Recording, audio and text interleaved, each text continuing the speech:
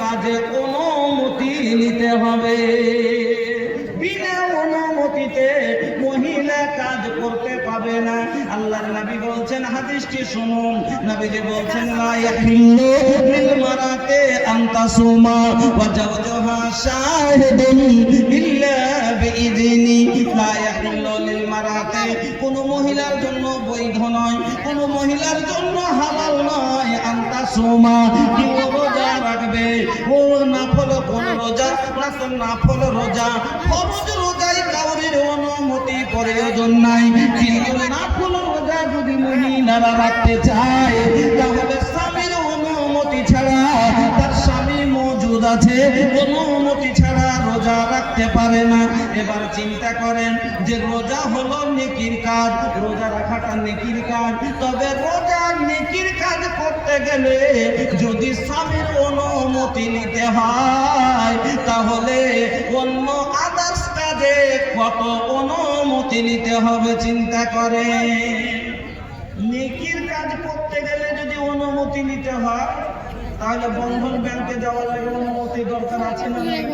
নিজের ব্যাংকে চলে গেছে, বাড়ি এসে কইছে কইরে তোর মারে কইছে ব্যাংক দিচ্ছে, কইছে কার সাথে যাবে? তো মামার সাথে।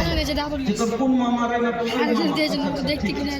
বাড়ি এসে বলছে যে কোন ব্যাংকে গেছে, কার সাথে? কাকে কইছে কে যে কোন সাত আলগার সাথে চলে গেছে? আপনি যে খালিদ ভাইয়ের সাথে তো গেছিল। খালিদ ভাইকে নিজে একটু আগে বক্তব্য শুনলেন, আপনারা শুনলেন। মহিলার উপরে যদি হজ ফরজ হয়ে যায়, কোন মহিলার উপরে যদি হজ ফরজ হয়ে যায়, ফরজ হজ আদায় করার জন্য যদি তার মাহরিম না থাকে, খালাতো ভাইয়ের সাথে ফরজ হজ পর্যন্ত আদায় করতে যেতে পারে না। তাহলে কাবার মতো পাক জায়গায় যদি গায়ের মাহরিমের সাথে না যেতে পারে, খালাতো ভাইয়ের সাথে না যেতে পারে, চাচাতো ভাইয়ের সাথে না যেতে পারে, তাহলে বন্ধন ব্যাংকে বাজারে কেমন করে চাচাতো ভাইয়ের সাথে যেতে পারে? আনতে আসলে অনেক সময় দেখা যায় চাচাতো ভাই বাবু আনতে আসে, পাঠিয়ে দেওয়া হয়, কেমন করে যাওয়া যাবে? আমি আপনাকে বলতে যাচ্ছি আমার বন্ধুরা, নবীজি বললেন, লা ইয়াহিল্লু লিল মারাতি আন তাসুমা ওয়া জাওজুহা শাহিদুন ইল্লা বিইذনি। কোন মহিলার জন্য এটা হালাল নয়, ও নিজের মনে স্বামী আছে, নিজের মনে নাফল রোজা রাখবে। তাহলে চিন্তা করেন, রোজা নেকির কাজে যদি স্বামীর অনুমতি নিতে হয়, তাহলে আর অন্য কাজে অনুমতি নিতে হবে না? হবে না? হবে। 3 নম্বর হলো স্বামীর অনুমতি নিতে হবে, এটা স্বামীর হক, কেন ওটা মালিক। 4 নাম্বার, জি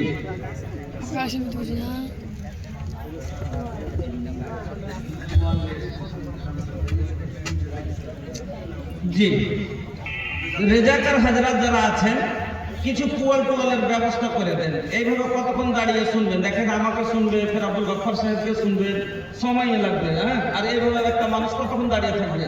এই লেগে যারা শুনতে চাইছেন ধৈর্য রাখেন, আপনাদের বসার ব্যবস্থা করা হয়েছে। আর রেজাকার হাজরাত বুড়া বুজুর্গ যারা আছে, হ্যাঁ, মঞ্চের উপরে আপনারা চলে আসেন, অনেকগুলো জায়গা আছে মঞ্চে, বুড়া বুজুর্গ আছেন, আলিম আছেন, আপনারা যারা আলহামদুলিল্লাহ মাস্টার আছেন, আপনারা এখানে চলে আসতে পারেন। আসলেন, শুনেন, আমি আপনাদের সম্মুখে বায়ান করছি। 4 নাম্বার হক, লক্ষ্য করে শুনবেন, না হলে কিছু আদায় করে নিতে পারবেন না। 4 নম্বর হক হলো স্বামীর অনুমতি ছাড়া স্ত্রী স্বামীর মাল খরচ করতে পারবে না। বলি আপনাকে আমি দিচ্ছি রাসূলের হাদিস, স্বামীর অনুমতি ছাড়া আপনার স্ত্রী আপনার বিনা খরচ করাতে আপনার মাল খরচ করতে পারবে না। ওকে অনুমতি নিতে হবে। আজ একটা বড় খালি বলি বুঝি, যদি কই দেন লাউগা, তাহলে একটা স্বামীর অনুমতি ছাড়া 10 টাকা খরচ করতে পারে না। কিন্তু স্বামী যদি অনুমতি দেয় 10,000 টাকা খরচ করতে পারে। তো স্বামীর অনুমতি নিতে হবে। মামুন ভালো করে শুনবেন, আপনাকে বলছি, আল্লাহর নবী বললেন, লা তুনফিকুল মারআতু শাইয়ান মিন বাইতি যাওজিহা ইল্লা বিইذনি যাওজিহা। কিলা ইয়া রাসূলুল্লাহ ওয়ালা তুআম, ক্বালা যাকা আফজালু আমওয়ালিনা।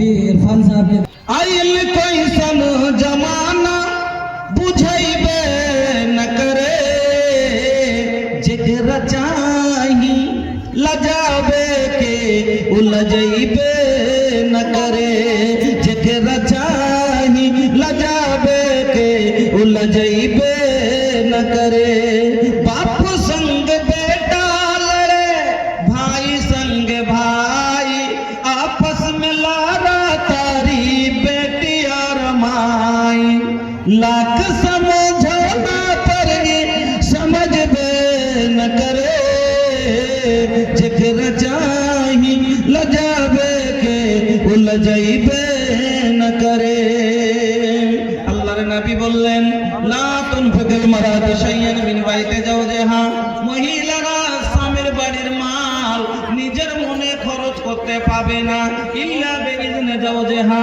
কিন্তু যদি তার স্বামী অনুমতি দেয় তাহলে খরচ করতে পারে এই কথা শোনার পরে একজন নবীকে প্রশ্ন করে দিলেন ইয়া রাসূলুল্লাহ ওয়ালাল্লাহ ওগো আল্লাহর নবী বলুন তো যদি কাউকে খেতে দেয় কাউকে যদি খাবার দেয় তো খাবারটা কি माले गणना হবে খাবারটা কি माल ধরা যাবে अगर किसी को खाने के लिए दे तो क्या खाना भी माल में शुमार होगा नबी से सवाल किया गया तो आका ने फरमाया जाका अफजल अमवालना खान का খাবারটা তো হলো আমাদের উত্তম মাল খাবারটা তো হলো আমাদের উত্তম মাল তো উত্তম মাল মানে কি এখান থেকে বোঝা গেল নিজের মনে স্ত্রী নিজের মনে কাউকে খানাটাও দিতে পারে না এবার প্রশ্ন করবেন আচ্ছা মুফতি সাহেব তাইলে একটা কথা বলেন তো অনেক সময় স্বামী বাড়িতে থাকে না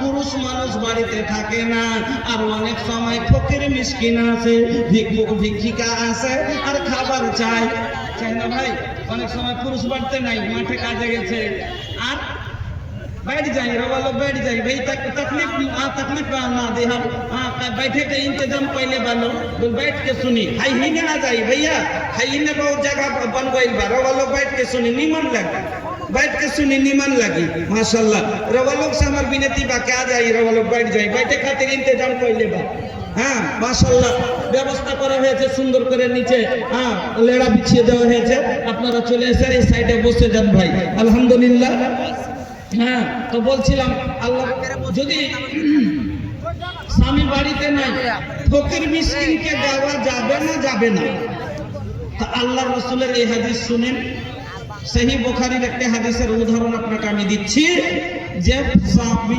ফকির মিসকিনকে দেওয়া যাবে দলিল একদিনের ঘটনা আম্মা আয়েশা বাড়িতে আছে লাগাবে না এখন তো লাগাবে তো লাগাও না তো হটিয়ে দাও আছেন এমনি সমাতে একজন মহিলা একজন ভিখারিনী দুটো বাচ্চা মেয়ে সঙ্গে করে আল্লাহর নবীর বাড়ি আম্মা আয়েশার কাছে এলো আসার পরে বলছেন আম্মা আমরা অনাহারে আছি আমরা ক্ষুধার্ত আছি আমাদের কিছু খেতে দেন আমাদেরকে কিছু দেন আল্লাহ রে আল্লাহ কিন্তু ভাইজান আমার নবীর বাড়ির খবর শুনেন এখন 5 বছরের জন্য যদি কেউ মুখিয়া হয়ে যায় এমএলএ হয়ে যায় 5 বছরে আবার 3 পিঁড়ি খাবার সমান সম্পদ জমা হয় কিন্তু আমার নবী দুই জাহানের বাদশা এক দেশের বাদশা নয়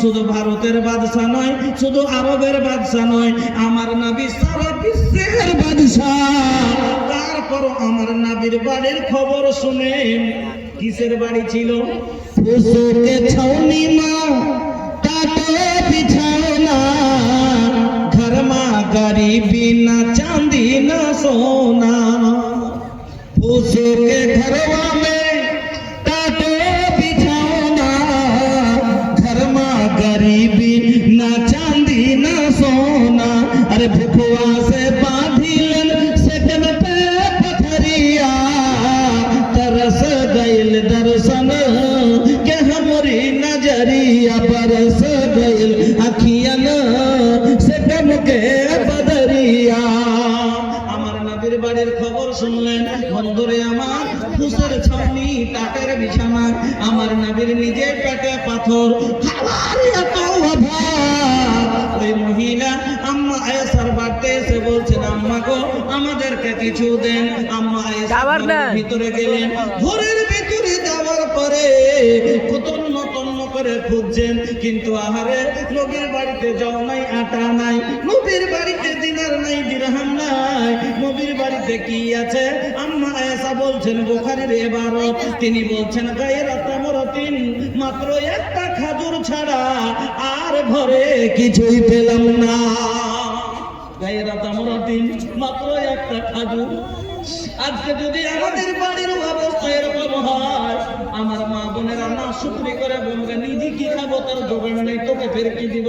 কিন্তু আম্মা আয়েশার খবর শুনেন, তিনি বলছেন একটা মাত্র খাজুর, ওইটা না আম্মা আয়েশা নিজের জন্য রাখতে পারতেন, ওইটা আর রাসূলের জন্য রাখতে পারতেন, যে আমার নবী ক্ষুধার্ত ক্লান্ত হয়ে বাড়ি আসবে, আমার নবীকে এক গিলাস জল আগাবো, ওই সময়তে নাই খাজুরটা রাসূলকে আগাবো। কিন্তু আম্মা আয়েশা তিনি বলছেন ফাতাইতুহা ইয়াহা, আমি ওই খাজুরটাই এনে ওই মহিলার হাতে দিয়ে দিলাম।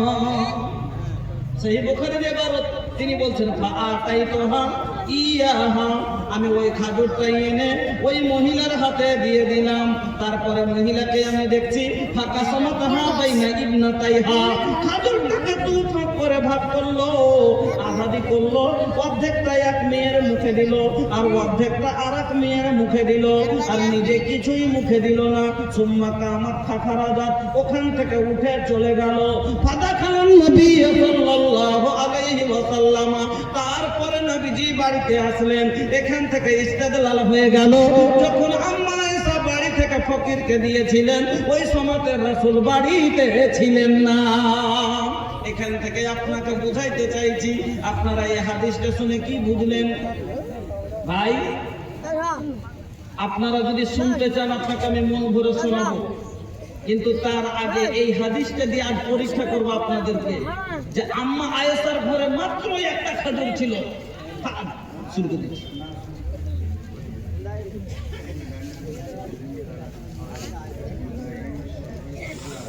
নাইম, শাহিদ, হেলাল আর দিগার যতগুলা আপনার ডাইনিং হলে আপনারা জিম্মেদারি দেওয়া হয়েছে, আপনারা জায়গাতে ডাইনিং হলে চলে যান। ভাই আপনারা দায়িত্ব পালন করেন, এরকম বারবার করে ডিস্টার্ব করেন, যদি আপনার ছেলেকে করতে হয় তো অসুবিধা নাই। আপনারা এইভাবে নিজের দায়িত্ব কেন বুঝেন না ভাই? আপনারা নিজের দায়িত্ব পুরো করেন। তো বলছিলাম এখান থেকে যে কয়টা হক হলো? 4টা হকের ভিতরে আরো 2টো কি বয়ান করব, আপনার হক, তারপরে মা খালাদের তো হক বয়ান করবো 4টা ইনশাআল্লাহ। তবে মধ্যখানে আপনাকে আমি পরীক্ষা করতে চাই যে আম্মা আয়েশার ঘরে একটা মাত্র খাজুর ছিল, সেটাই এনে যখন সওয়াল করলেন ওই ইয়াতিমা বাবা মেয়েগুলাকে দিয়ে দেখে আম্মা আয়েশা বের করে দিলেন, একটা খাজুর ছিল সেটাই বের করে দিলেন।